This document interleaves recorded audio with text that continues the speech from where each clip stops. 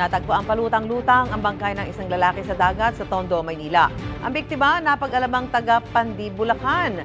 May unang balita si Jomer Apresto. Sa bahaging ito ng Pier 18 sa Tondo, Maynila, natagpuan kahapon ang bangkay ng isang lalaki na palutang-lutang sa dagat. Ayon sa barangay, maliligo sana malapit sa seawall ang ilang kabataan. Pero nagulat daw sila nang may makita na tila ulo ng tao. Agad nila itong sinabi sa kanilang mga magulang na tumawag naman ng barangay. Binalisan ng mga tao ron, nilangoy nila papunta sa gilid namin. Nung ma-verify namin na tao, talagang nagulat kami tao talaga. Nakipag-coordinate kami sa kapulisan, kinordon namin yung area. Hindi raw residente sa lugar ang lalaki. Base dun sa ID nakuha sa kanya, ito ay taga Pandi, Bulacan. Nung makita siya doon, nakadapa lang siya paikot. Meron na, may amoy na siya. May amoy na pero hindi pa naman naag na siya. Bukod sa ID, mayroon ding remote o susi ng motorsiklo na narecover sa bulsa ng biktima.